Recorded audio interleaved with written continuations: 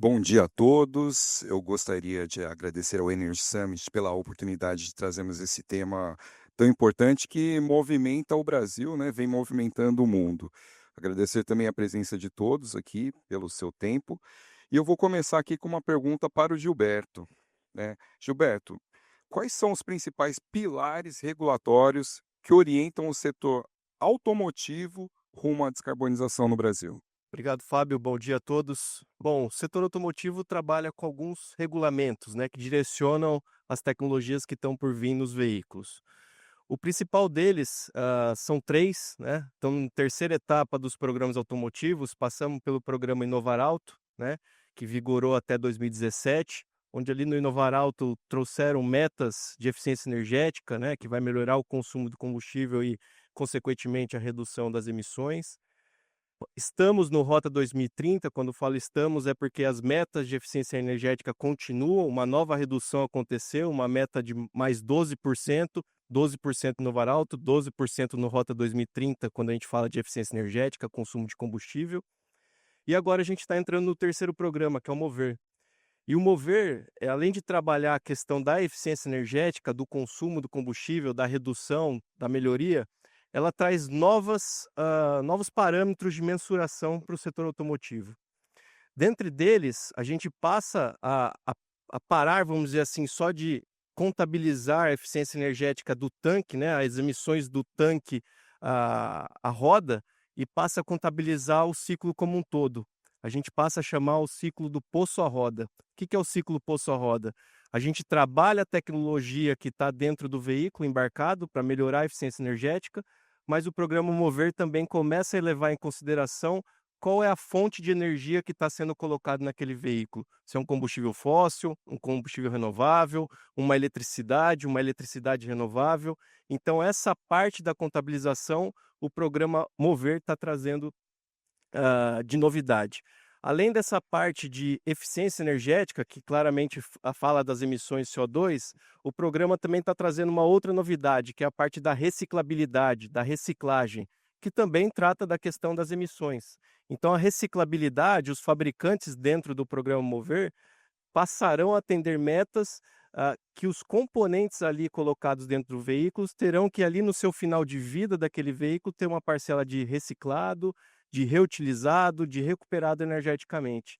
Além da parte da reciclagem em si.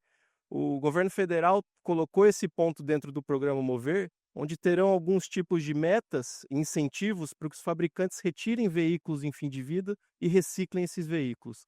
Então, o setor automotivo vem sendo guiado por esses três programas, agora dentro do programa Mover, além de outros programas, né? A gente tem claramente, ele não fala de emissões de CO2, descarbonização, mas a gente tem o Proconv, né? Que é o Programa de Controle de Ar por Veículos Automotores.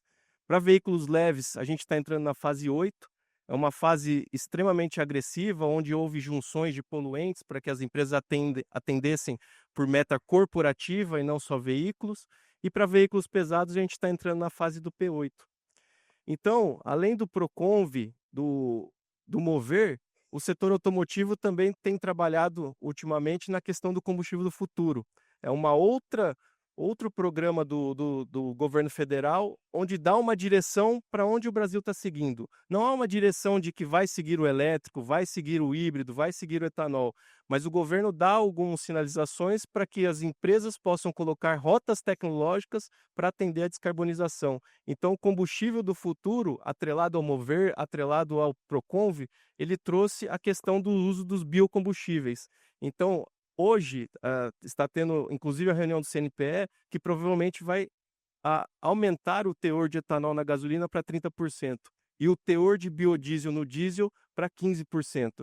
Então é uma outra vertente do setor automotivo que guia os fabricantes para começarem a implementar as novas tecnologias, sejam eles elétricos, híbridos, híbridos full, plug-in, enfim. Então são todas essas políticas que direcionam os fabricantes nas novas tecnologias. Você citou combustível do futuro, né, e falando um pouco do mover, do nosso lado que a gente tem uma outra visão, a gente ouve que ele é extremamente abrangente, complexo e completo, né, e muito elogiado em outros países. Então exige muita inovação e investimento aí.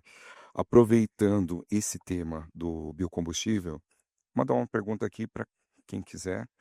Como podemos equilibrar a inovação tecnológica e viabilidade econômica em um país com grande uso de biocombustíveis? Posso começar? Pode começar, obrigado. Bom dia a todas, bom dia a todos. Agradecer a organização do evento pelo convite, né, o Hudson.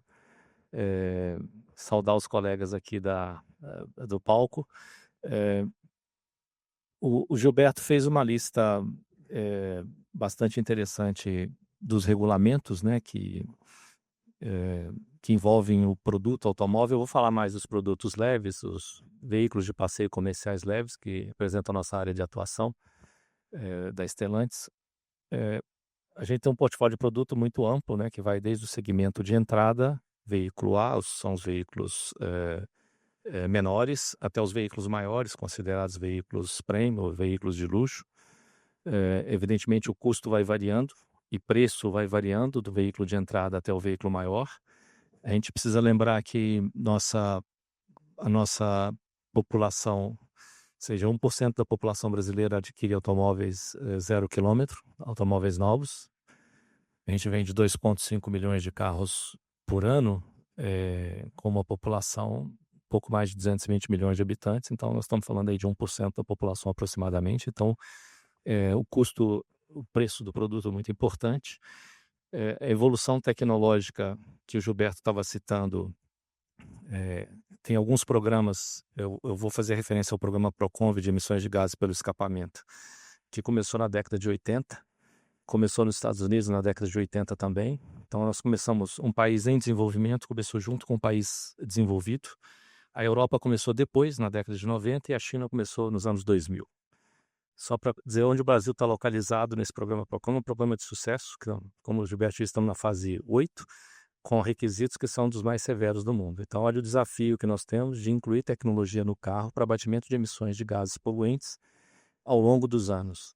Segundo programa que o Gilberto citou, de eficiência energética, começou com o Inovar em 2017, Rota 2030-2022, e agora o Mover, que vai entrar em 27, que nós estamos colocando as tecnologias em produção para preparar para o ano de 26, que é a entrada em produção dos carros, homologação e certificação dos carros. Nós fizemos 35, nós vamos completar em 2027, quando o programa Mover entrar em vigor, 35% de redução de emissão de CO2, de eficiência energética nos carros ao longo de 10 anos. São poucos os países do mundo, nenhum país em desenvolvimento conseguiu fazer isso. O Brasil é o primeiro. Então, esse dado é um dado, mais um exemplo de tecnologia a bordo do veículo para reduzir o CO2, aliando eletrificações, diferentes níveis de eletrificação e diferentes soluções de eficiência energética do carro e do motor a combustão, para cumprir esses 35% de redução de CO2 ao longo de 10 anos. Como é que é feito isso? A fórmula é uma discussão e um debate contínuo entre iniciativa privada e governo, com as agências do governo que tratam dos temas, e a gente precisa fazer isso de forma gradual. Os países que tiveram sucesso fizeram de forma gradual, incrementando a tecnologia e compartilhando esse custo com a cadeia. Né? Esse custo precisa ser dividido na cadeia. Então, primeiro, formação de mão de obra é fundamental, que a gente tenha uma engenharia forte, uma engenharia automotiva capaz de criar, mas não só engenharia automotiva na empresa construtora de automóveis, fabricante de automóveis, em toda a cadeia. Nós precisamos de engenheiros competentes na academia, nos institutos de pesquisa, na cadeia de fornecimento, ou seja, o carro tem 4.000 componentes, o carro mais simples tem 4.000 componentes. 90%, 80% desses componentes são fabricados fora da montadora, pela cadeia de fornecimento, pelos fornecedores. E essa estrutura toda precisa ser preparada para poder desenhar, projetar, simular, testar, certificar componentes para que sejam incorporados ao veículo. E depois o veículo precisa ser testado, homologado, certificado, desenvolvido, para que esses conjuntos funcionem e atendam os requisitos, e alguns deles o Gilberto acabou de citar. Né? Então, é uma infraestrutura toda que precisa ser preparada ao longo dos anos para você ter autonomia. Hoje nós atingimos um patamar de fazer carro 100% no Brasil. Aí temos vários exemplos, Fábio, né, de veículos, né, do Mobi até a Rampage, do veículo de entrada até o veículo Premium, que foram carros todos projetados aqui nos Estados Unidos. Primeira marca Jeep, 100% projetada fora dos Estados Unidos, é o Jeep Commander.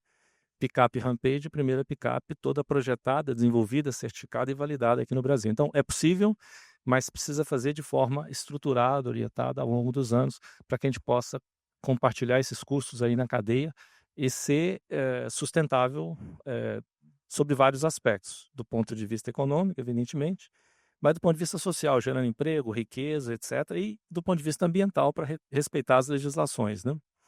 Ô, Fábio, eu posso só complementar, porque eu acho que a gente já fez uma passagem sobre a regulação. O Irineu explicou muito bem para a gente da cadeia de suprimento e a base para que isso possa existir.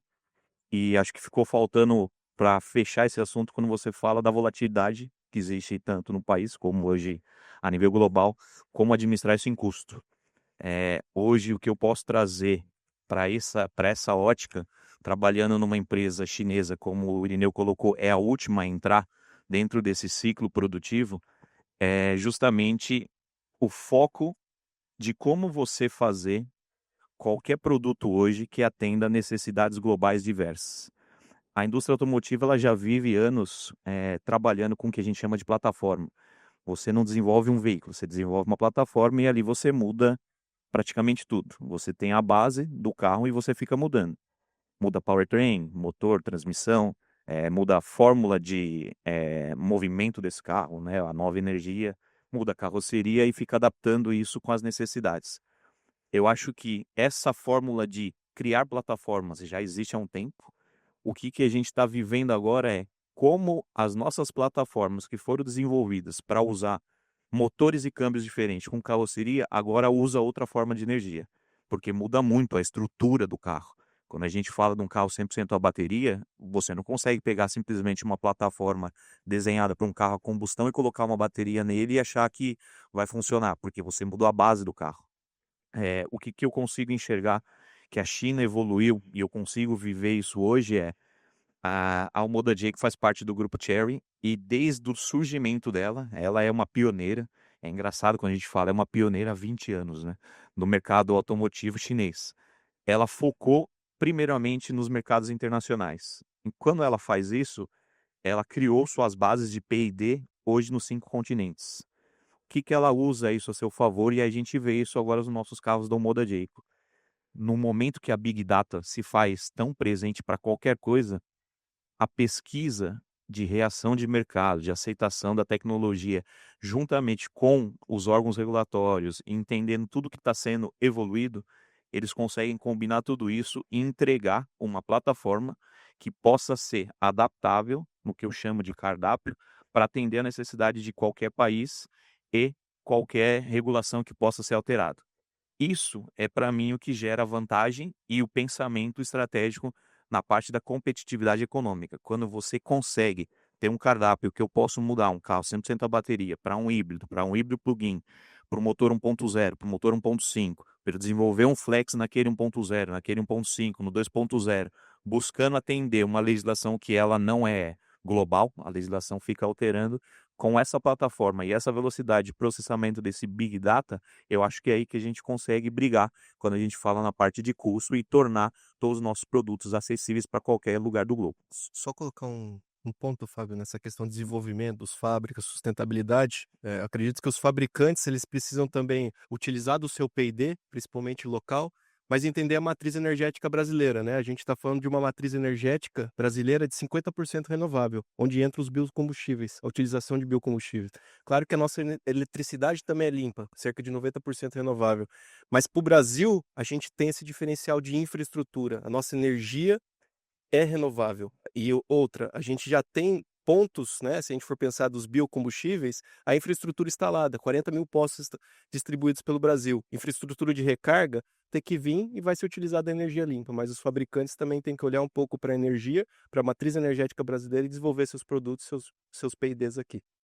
A gente vem enxergando essa mudança na movimentação chineses e outros competidores, que não apenas chegam com elétricos mais, né, agora tem soluções, híbridas, que em breve devem se tornar híbridas flex também, isso como uma tendência mundial.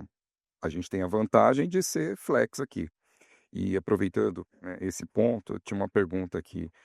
Como que a gente pode ter uma harmonização regulatória em mercados globais? Isso seria uma oportunidade, né, ou um desafio que é difícil de ser compreendido aqui? Porque a gente sempre avalia a capacidade da nossa indústria, mas a gente tem que olhar a oportunidade de exportação também. Em que ponto que estamos hoje nesse cenário?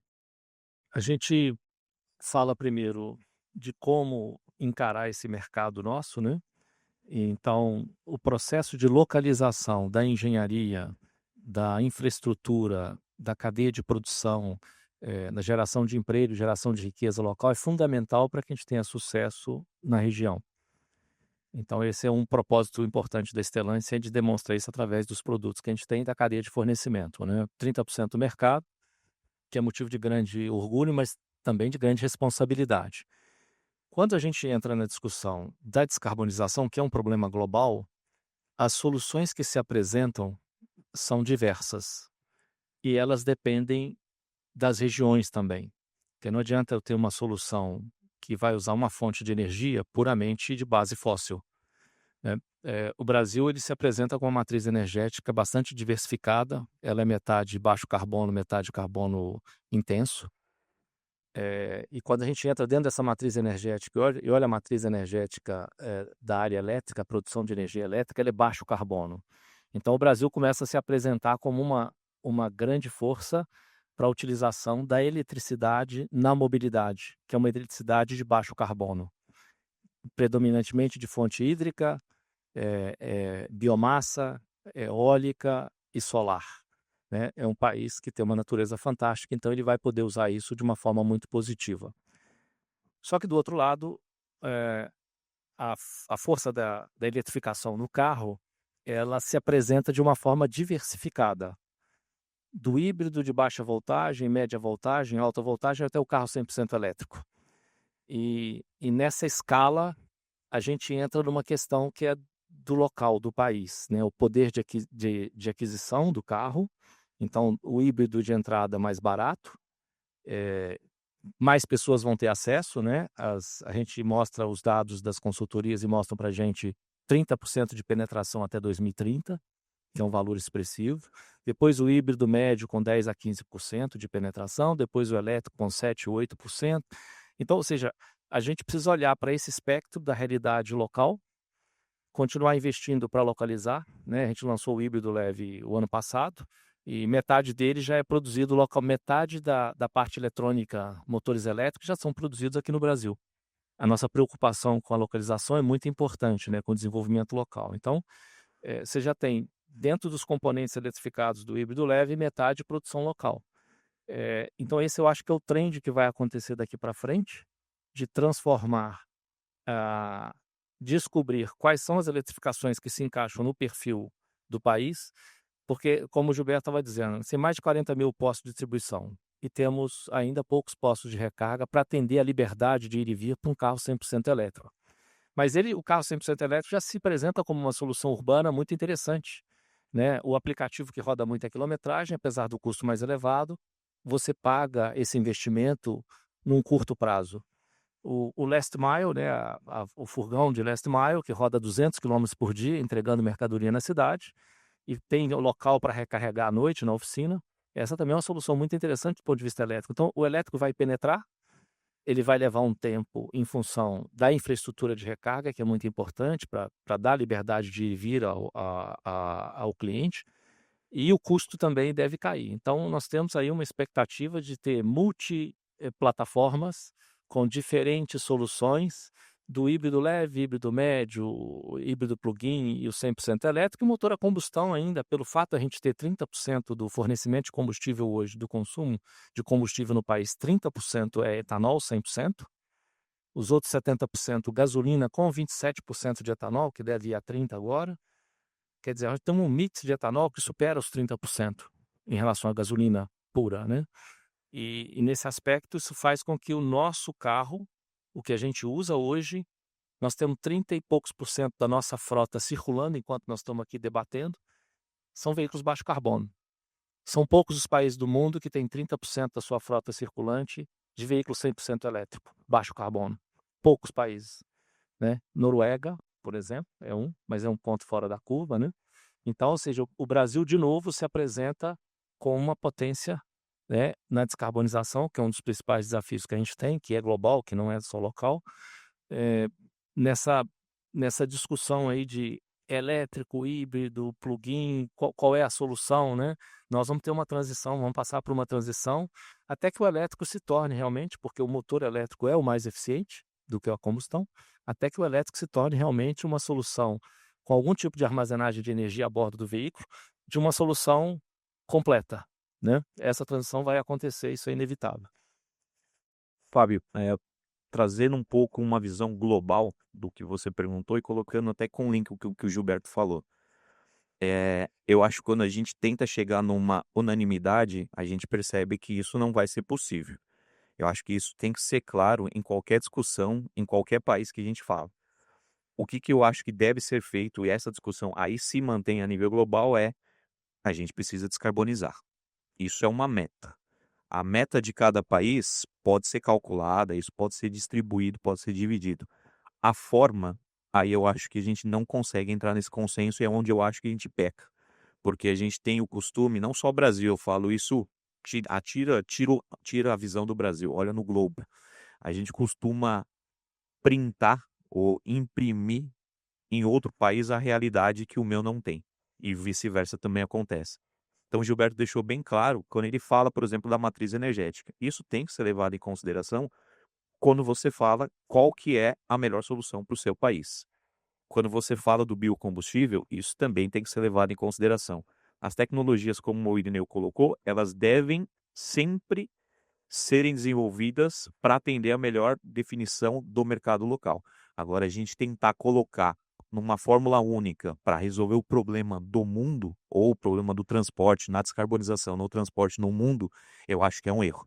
Aí eu acho que a gente tem que respeitar as características locais, tem que respeitar a vocação econômica, tem que respeitar as pesquisas e inclinação dos clientes e entregar isso para atender a sua meta local de descarbonização. Fábio, só colocando mais um ponto, só complementando o Felipe e o João, quando a gente fala de olhar para o país, também um pouco para veículos pesados.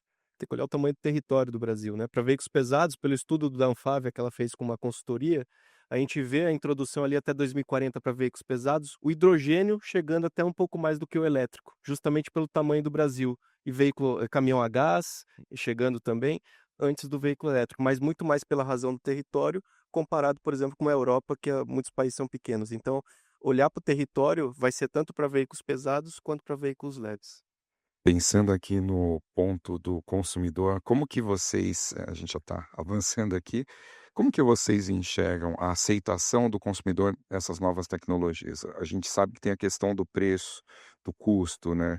Então, o quão importante é você conseguir explicar a tecnologia embarcada? Como que você transforma isso num desejo de compra? Ou isso já é natural quando eles Posso falar, eu tive participação já no lançamento de uma outra marca chinesa também eletrificada, e agora estou com a Moda J fazendo o mesmo trabalho. E eu gosto muito, por estar na parte comercial, de entender a opinião dos clientes e entender como isso acontece. É muito engraçado que, no momento que todo mundo vive, a gente sabe, quem trabalha na área comercial, ninguém, nenhum treinamento, nenhum engenheiro, nenhum vendedor ganha do Google. Então, a primeira onda que você recebe de clientes são os clientes do Google. Eles sabem tudo sobre aquilo, eles sabem tudo sobre as novas formas de energia, eles sabem tudo sobre o seu carro, até coisa que você nem sabia que existia no seu carro. Essa é uma primeira onda. Essa onda você não tem que romper barreira de aceitação, porque ele já viveu isso ali na sua pesquisa. Você chega uma segunda onda. A segunda onda é o do curioso, mais receoso. Ele tem um interesse, ele gosta da tecnologia, ele se sentiu entusiasta, só que ele ainda tem um receio porque ele não sabe aonde isso vai parar, ou a minha manutenção vai ser prejudicada, isso é perene ou não, é um movimento de loucura ou não. E o terceiro, que ele acontece, e isso é uma maturidade, tá? Eu vejo, não é 2 meses, 3 meses, esse ciclo vai levando anos. Chega um ano. Quando você chega no terceiro, que é o cliente que ele desconhece aquilo que você está trazendo para ele. E aí não tem outra forma de você provar que não seja pela experimentação. E a experimentação de um carro que ele muda a matriz de energia dele, que ele deixa de ser a combustão, não é um test drive. Quando você faz o puro test drive, você sente uma empolgação, mas você não sabe o que é viver um carro eletrificado. Porque aí a gente entra nas outras barreiras, que são as barreiras estruturais que o Irineu colocou, que a parceria público-privada tem que desenvolver. Então, quando você entra nesse último, que eu acho que é a grande maioria hoje, porque desconhece o que é um NEV, como a gente usa hoje, o New Energy Vehicle, esse cliente ele precisa de um momento um pouco maior, porque tenho certeza que quando ele dirigir um carro elétrico eletrificado, ele vai adorar a sensação. Ele só precisa entender como que ele vai conviver com isso ao longo da sua jornada como proprietário. Vamos continuar na experiência do cliente. O Felipe tá colocando um tema muito importante. Existe uma empolgação muito grande quando existem diferentes tecnologias. Eu posso entrar num carro e olhar para o painel, olhar para a conectividade, olhar várias câmeras, etc. Esse carro tem muito conteúdo tecnológico, então impressiona, né? O digital, eu acho que ele impressiona a conectividade, ele impressiona a possibilidade de você olhar para o carro e ver várias câmeras filmando várias situações dentro do carro, conversando e interagindo com o cliente, fornecendo informações que ele nem esperava ter, né? Isso tudo impressiona muito, mas a gente precisa olhar também eh, a realidade do mercado, do ponto de vista de custo, quanto custa a tecnologia e o que ela oferece para o cliente. A gente precisa olhar a vida desse produto, a responsabilidade nossa não está só na venda. Um produto no Brasil dura de 20 a 30 anos. Esse produto fica no mercado, rodando, circulando, ele passa de mão em mão, né? Então, até que aquela tecnologia que está a bordo, ela precisa estar pronta para poder atender esse cliente depois de 20 anos, 30 anos. E a gente sabe quais são as características, por exemplo, de um carro 100% elétrico, de um carro plug-in, como ele se comporta ao longo dos anos, né? Então, assim, o marco regulatório, ele não pode te impor uma tecnologia só, ele tem que te impor limites, barreiras, limitações, objetivos. E a gente citou aqui emissões de CO2, a gente citou emissões de gases poluentes. Quando eu imponho uma tecnologia, eu obrigo a companhia a usar só aquela tecnologia. Eu preciso impor os objetivos e deixar que o desafio do custo, do social, do econômico e do ambiental desafie a indústria para encontrar qual é o cardápio tecnológico que melhor vai atender o mercado. Principalmente levando em consideração aquilo que o Gilberto e o Felipe citaram da matriz energética brasileira.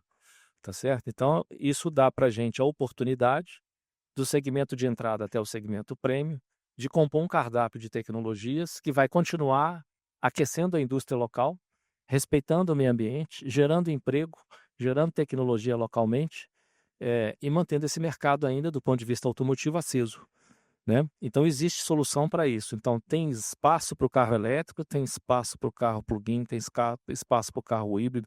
E essa tecnologia, evidentemente, nós vamos aprender com ela, como a gente sempre aprendeu ao longo dos anos, né? Com motor em injeção direta, com várias tecnologias que a gente colocou no mercado e que desafiou a gente de alguma forma, né? Que a gente achou que ia ser muito difícil, no final a gente descobriu que a gente sempre encontra a solução e alternativa que sejam equilibradas e sustentáveis do ponto de vista ambiental, social e econômico, né? Eu acho que esse é o aspecto importante de entender a experiência do cliente desde quando ele compra o carro até o momento em que aquele carro sai de uso, né? É o fim de vida do veículo. Então a gente precisa olhar também toda a cadeia no mercado em desenvolvimento como o nosso. Bem, para quem quiser conhecer um pouco de todas essas tecnologias, nós temos os veículos em exposição na nossa área Electric Days, desde o híbrido leve, híbrido plug-in, bateria, hidrogênio, até caminhões a biometano, com tecnologias ali para a gente ter um contato mais próximo. Gostaria de agradecer, Gilberto, Irineu, Rafael, muito obrigado. Felipe, Nosso tempo aqui é limitadíssimo, mas tem muita coisa que eu vou ficar perguntando nos bastidores aqui. Agradecer a audiência de todos, né, pelo tempo e a oportunidade, mais uma vez, de trazer esse tema à discussão. Obrigado. Obrigado pela Obrigado. oportunidade. A gente vai estar rodando aí pela exibição, né? Muito bacana, e a gente está à disposição para discutir temas como esse, né? E outros que vocês tenham na cabeça. Obrigado.